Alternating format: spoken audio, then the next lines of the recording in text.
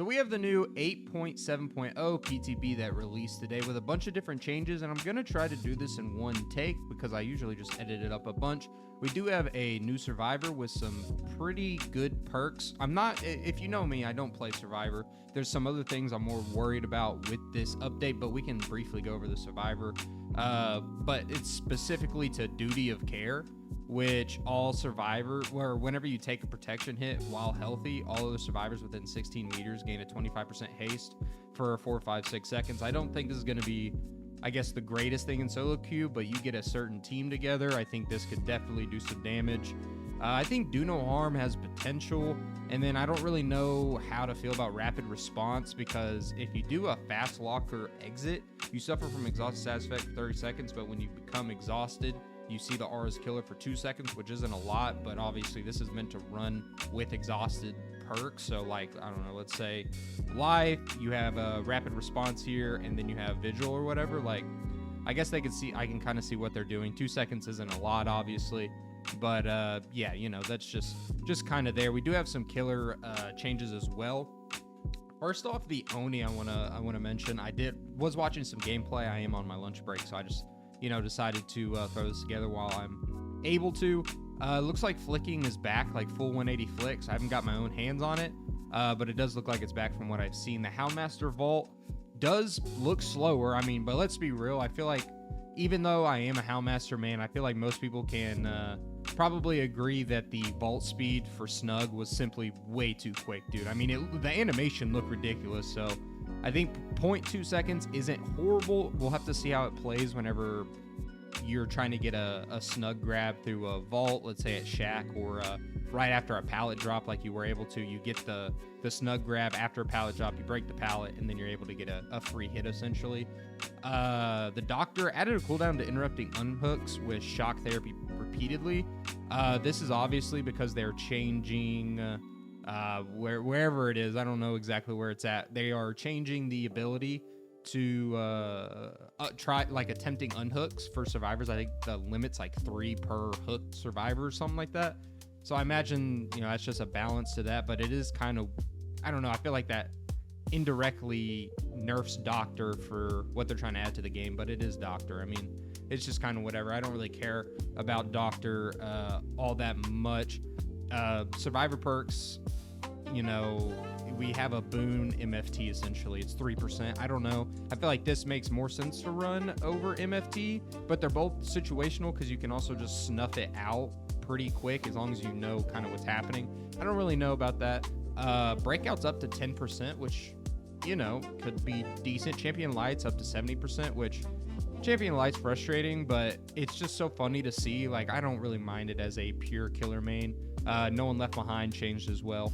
Whatever, I was expecting more killer perks to be on here, if we're being 100% honest.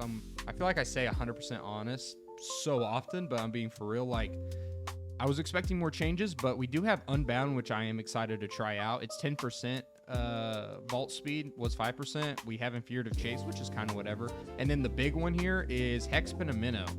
So obviously, a cleanse totem, Hex or Dull, gets broken. You can rekindle it, and then it's 15% whenever a totem is rekindled. So that's like the base. It's 15% repair and heal speed. It was 30% repair speed on the first totem, so they like halved it essentially. And then each percent you get up is an additional 5%. And they kept all 5 totems are rekindled simultaneously. All totems are permanently blocked by the entity. This never happens. I mean, that's got to be one of the most difficult things to do in a trial. I mean, I feel like this should be something different. Survivor's Curse by this perk, see rekindled totems auras within 16 seconds, is good for for solo queue, sorry, but I think 16 meters is too much. I think 8 meters, 12 meters would be fine. I don't know. I like halving this, but maybe that's just the killer side in me. They did change the quest, which is really cool. I got to see some footage of it through the live stream. And yeah, I know, like, pretty much all of us have played Fortnite, so we could tell whenever they revealed it in the last stream what it was going to be. It's Fortnite quest, essentially. That's exactly what it looks like, so that's kind of whatever. There are a few other things. The protection of survivors, spamming unhook interaction, we knew that. They changed skill checks, whatever. I'm not a survivor main. I don't really care. But the big one, well, there's two really big ones, but this is definitely a big one.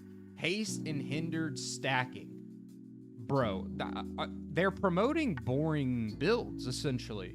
Because, like, I don't, like, okay, so for Freddy, indirectly gets nerfed from this, I would assume. So, I want to make this clear. It does say perks which affect movement speed now mention haste or hindered in their descriptions, but hindered can't stack with hindered. So, like right here, the largest percentage for each use, or for each is used. So I can't run any hindered anything with my hindered Freddy because his power is obviously a hinder power. I don't love that. Another one would be like Clown, obviously.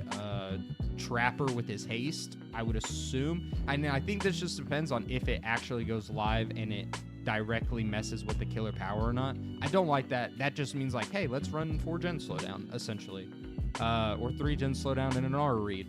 I feel like this is kind of hindering, no pun intended, the amount of fun builds you can run, because I just dropped that Freddy build where I had a hindered build on top of my hindered with the new hindered nothing but misery perk, and it was so much fun, dude. But like, I feel like if I'm running fun builds, I'm obviously having a higher chance of losing because I'm not running gen slowdown, which you know what I mean? Like, I feel like that's really weird. I hate this change. I really do. Now, if it comes out and it doesn't affect any power for the game for hindered or haste of any killer, I'm okay with this. Yeah, you're limited to like your hindered or haste power plus one hindered or haste perk.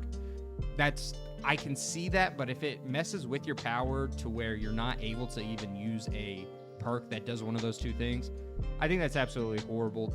New surrender option added a new killer scenario. 10 minutes after the last gen is completed, the killer has the option to surrender. I don't think I've ever come across a scenario, but it's good to have. Another big thing I've seen people not like at all is rarity rework. I love blue, okay? It's my second favorite color, purple. We've had purple forever. Throw in blue. Sounds good. I think, yeah, I don't really like the color yellow. Well, I like the color yellow. I don't know. It doesn't matter about what I like. I think it looks good. So blue is the new green. Green is the new yellow.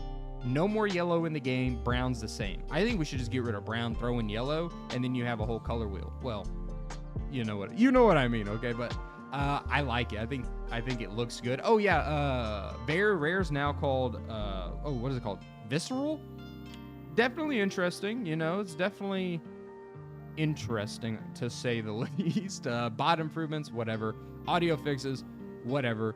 But I think it's like the big thing is haste and hindered indirectly potentially making certain killers run boring builds because you can't stack hindered or haste. I think that's crap. I don't like this, to be honest. I think you should be promoting fun builds that don't have anything to do with gen slowdown, because more than likely, like, you're putting yourself up for failure to lose when you do that. So I think that I don't love this, man. I really don't. And I know, like, yeah, it doesn't feel great to go against a hinder build whenever you're playing against a clown, but you're not going to clowns often, man. I'll stand on that. I mean, and there's not that many good clowns. It's a pretty basic killer, but you probably will have 1 or 2 kills against an average or maybe above average clown, but you're still technically winning the match. So I don't like this whole hindering the ability to run fun builds. It'll just depend on if it stacks against, against killer powers, against killer powers, I should say. Sorry, I'm not used to running these types of videos in one take. I'm trying my darndest here. And then one that's not even on the screen because I have to, I didn't even write it down. The Ghoul got changed. I'm actually gonna open the game real quick so I can show you a little bit. All right, and this is what I wanna show you. We already went over all the rarity changes and stuff, but the Ghoul is getting changes sometime this week. First off, Survivor Pudding being green is the weirdest thing I've ever seen. But we have Fresh Coffee now as a purple, which, well, very rare, which is definitely interesting. Didn't get changed at all, but it is definitely interesting to see. We also have Yamor's Mask getting a nerf, but I think in theory still will be good. I mean, it's barbecue and chili at this point. All survivors further than 60 meters scream and reveal their location for 3 seconds. I still think PTB version would probably be best for this, to where it's just injured survivors and there is no meter range on it, but you know what? Iridescent, it's got to be nerfed, whatever. Umbrella got changed. Increased amount of time added to the enrage countdown for each perfectly timed grab attack by 10 seconds. And I think because Umbrella was a purple, but was originally a green, but it was only 10 seconds, like whenever you cancel, but it wasn't enough to like really see it whenever you're looking, like when you were playing, but there were very minimal instances that it actually mattered.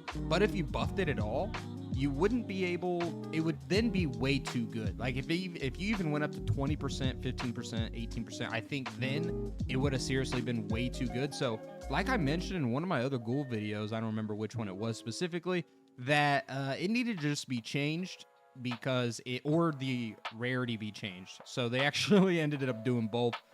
Which is pretty funny. Increase the Penguin's reach by 1 meter for handkerchief. I don't know why I called it a chiff. I don't think anything else got changed, if I'm not mistaken. But the Ghoul itself is getting a nerf, pretty good nerf to be honest. Increase the speed of the third consecutive Penguin leap by 30%. I think that was the same. Maybe it was 35%. Can't quite remember. That's all the same. Oh, Taiyaki, which I was really enjoying. It was 15 seconds in a yellow, which yellow is now green. It's 5 seconds and it's a brown add-on, which kind of sucks to be honest. But there are some significant nerfs coming with the Ghoul. There is the decreased like grab attack range. Okay, vaulting seems to be the same. Apparently auto aim might have been introduced, or what would be the word I'm looking for? Decreased, but I'm not quite sure. I'll have to get my own hands on that. And then also there is, if you kick a pallet, so whenever you're trying to zone with brutal strength, for instance, if you kick a pallet while you're in enraged mode, you actually lose a token. But you don't like lose it permanently until you get another, you know, Penguin leap grab or anything. It like just refreshes, like if it was a blight attack type of thing. So I don't think it's that bad. That'll just depend if that's how it comes to live or not. But the Ghoul is getting a buff, or sorry, nerf. I'm trying really hard to do this in one take. A sizable nerf for not only her add-ons, but the Ghoul itself for the power. Sometime this week, apparently Thursday or Friday is when it's coming out. And then obviously you see up here, which is coming into the next patch, I believe, is the little loadout screen, which is pretty cool. I think it was like selective people had this and now everybody has it, unless it's been since the last update and I never noticed. I'm not sure. But yeah, that's the whole update. Ghoul's getting nerfed. Potentially some killers are getting nerfed because of the stacking hindered and haste for their power might not work. That just depends. And yeah, there's some definitely different things. I just hate how they nerfed her add-ons. I don't think she has any good add-ons, to be honest. I think coffee will now be a mainstay. I think it pretty much was at this point. I think you're going to force people to use Red-Headed Centipede. I think Yumori's Mask is still good, but not as good as it was. This one's still a crap iridescent add-on as well. None of these add-ons really you know, tickle my fancy at all, to be honest. And yeah, I hope you enjoyed the video, and I'm